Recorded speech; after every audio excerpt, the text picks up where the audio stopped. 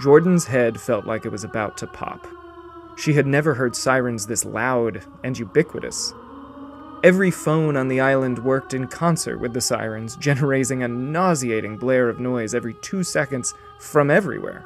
What the fuck is fucking fuck? Jordan thought as she angrily turned off the shower and stepped onto her bath mat. She guided the shower curtain back into place with one arm and tickled the air blindly with the other as she reached for her towel. Fuck me, she cursed, remembering that her towel was in the heap of unfolded laundry in the living room. Tristan wasn't home, so Jordan strolled naked from the tiny bathroom into the living room with a few exasperated sighs. Since when did Staten Island have air raid sirens? Were they under attack?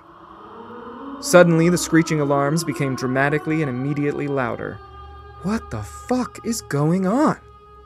Jordan could see her pile of clothes growing like a multicolored zit from behind the couch. Dripping everywhere, Jordan thrust both hands into the pile. Pop! Jordan froze. Was that gunfire? She shook her head. Couldn't be. Sounded way too far away.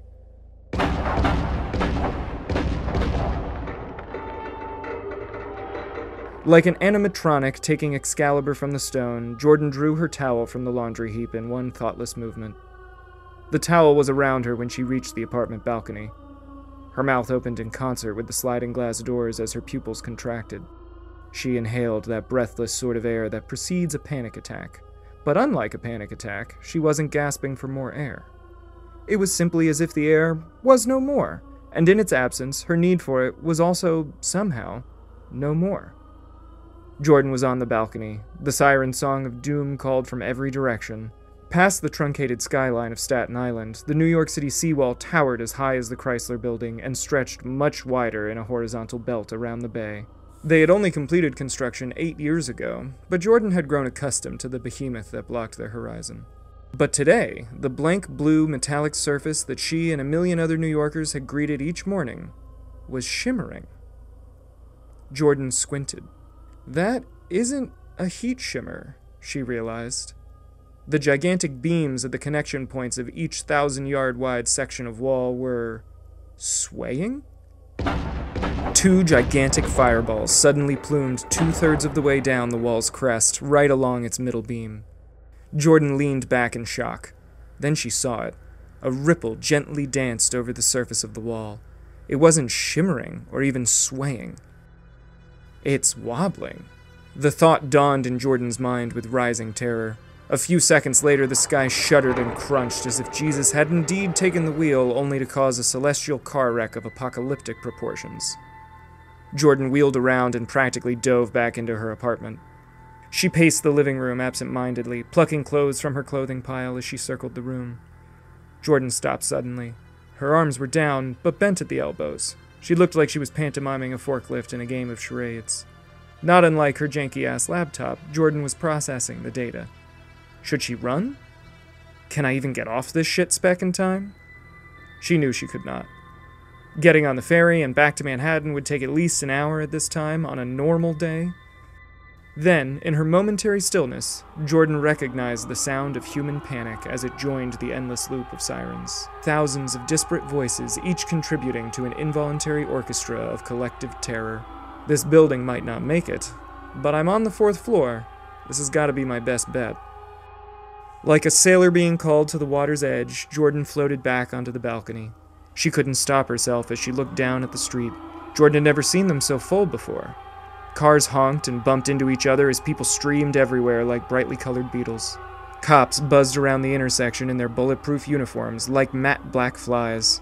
In their fear, they added to the panic as they drew their firearms and waved them spastically to ward off a villain they could neither see nor kill. Jordan looked up at the seawall as it released an otherworldly moan. It was the dying breath of several trillion screws and thousands of enormous steel beams, and it sounded eerily Gregorian as it floated over Staten Island toward Manhattan. A funeral dirge. An uncanny silence fell on them for a second. It was as if the New York Bay were a giant cathedral. And then the liturgy continued. A haunting, panicked wail rose from the street below. Jordan looked down again. 2 kids stood on the sidewalk across the street, motionless. One was no older than 7, and his older sister looked as old as maybe 11. The boy was crying, but the girl's face didn't twitch. She looked as if she were in a trance.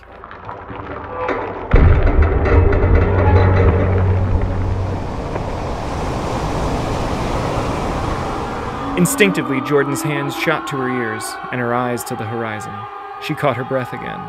The seawall was opening up before her as if it were the largest set of double doors ever made. A wall of water so big it nearly looked like the horizon itself charged toward her, toward everyone. Jordan's heart began to race. She tasted bile and leaned over the edge of her balcony involuntarily. Her eyes flashed down and across the street. There was no way anyone down there was seeing what she was, but they could certainly hear it. Jordan swallowed. She watched the girl intently, but at the same time, one of the cops hit his breaking point. A gunshot echoed loudly through the air, which was followed by more screams. Jordan shut her eyes instinctively. When she opened them again, the 2 children were gone. Jordan's eyes darted frantically over the crowd. She found the kids in the middle of a forming mob. From up here, the mass of people almost looked like a horror movie-sized amoeba, thrashing amorphously as a last-ditch defense mechanism. Jordan could see that the older girl was out of her trance now, and she was moving with purpose. 2 slow-motion bullets piercing the amoeba in a straight line right across the street. Jordan had no idea why, but she ran. She had never moved that fast downstairs before, not even in her most grueling workouts. She wasn't a mom and she didn't even know these kids. Why am I doing this? Jordan's brain screamed more than thought this as she opened the stairwell door to her lobby. The lobby area was a frothy, wriggling ocean of panicked bodies, worse up close than the cellular mob she had seen on the street from above. Jordan couldn't help from thinking about those photos of bodies stacked high in Nazi gas chambers, the ones they would show in school during lessons on the Holocaust. But in this lobby, this swirling churn of limbs, Jordan spotted the chubby cheeks she was looking for. She surged forward, practically body surfing 10 feet into the room. The girl's eyes met Jordan's, and Jordan stretched out her arms. She and her brother's small hands landed on Jordan's palms, and Jordan pulled. Hard. Lucky for all involved, both kids combined couldn't have weighed more than 150 pounds, and Jordan was fit as fuck. Jordan made it to the stairwell door with a child's hand in each of hers. People were starting to block the way, pressing up against the walls. Jordan shoved a woman she didn't recognize out of their path and forced the door open. Ushering the kids through, she looked back into the lobby. Just outside the large lobby windows, a stampede of flesh pushed into every building with a sudden ferocity. Then water was everywhere. It surged around every building, and the lobby doors exploded into human-filled seawater. Jordan turned to the kids, but they were already running up the stairs. Smart, Jordan thought. And then, more to herself than to them, she shouted, "Go!" She let the door close as she sprinted after the kids. The door shut and immediately sealed under the pressure of bodies and ocean water now contained on the other side. Salt water began to gush from under the door as she raced after the kids. Jordan didn't know how many people she just saw die. The walls seemed to howl with the mixed pain, grief, and dying of thousands who were fighting to stay above water. When she saw the kids hit the 4th floor, she called up at them to stop. She was with them in moments, and they followed her to her apartment. From her balcony, the 3 stood and looked out at the watery mess all around. Jordan turned toward the skyline and instantly regretted that choice. The wave was less gargantuan, but it was still at least half the height of the Chrysler Building. Then they heard it slap into downtown Manhattan. Like thunder, it took a few seconds for the chorus of screams from the island to reach her balcony. Jordan looked down at the kids, shell-shocked looking fuckers. Sirens and chaos as far as they could see or hear. Jordan knelt down in front of them and looked into each of their eyes. Tears were streaming down her cheeks, and her heart began to slow. She reached forward, and the kids all but jumped into her arms. They huddled, crying on her balcony as the rush of water gradually quieted, giving way to the still-ringing sirens.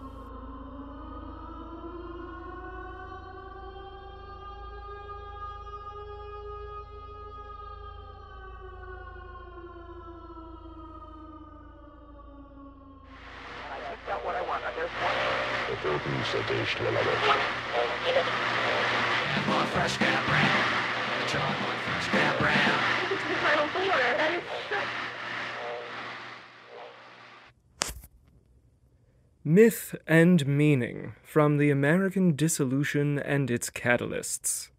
A Personal Recollection by Gregory S. Flax, Ph.D.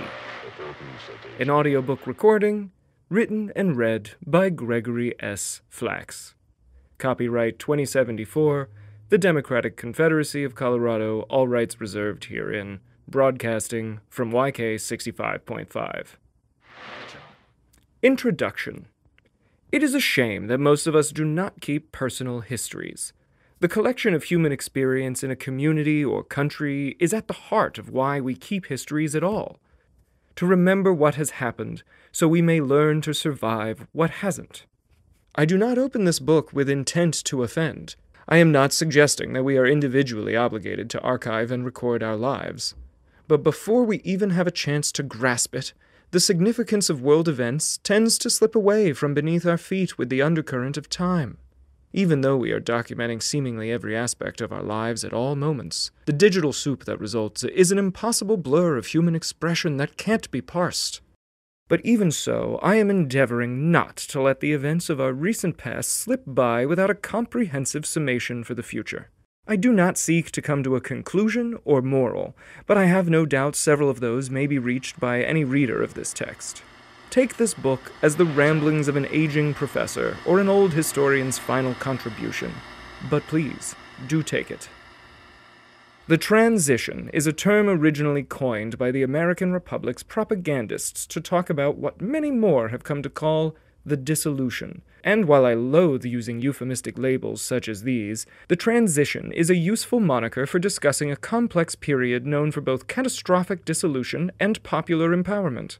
Now, as with any discussion of history, we must make arbitrary choices to contain the subject matter. And so my arbitrary starting point begins with the Free Republicans' attack on the New York City seawall. Dr.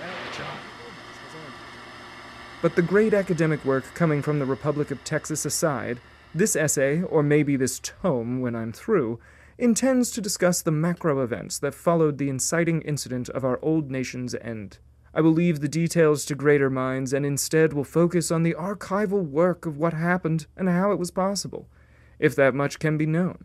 And so, without any further backpedaling, let's begin in New York City on a brisk spring morning. Academically speaking, I will be infusing a bit of poetry in my language. Please forgive an old loquacious reading.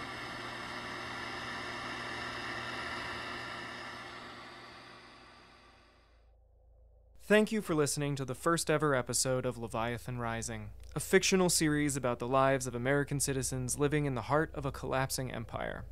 The characters in our stories exist in a near future, or a far-flung one, depending on the story. Some characters will reappear and their stories will continue throughout the series, and others may only show up for 1 or 2 episodes.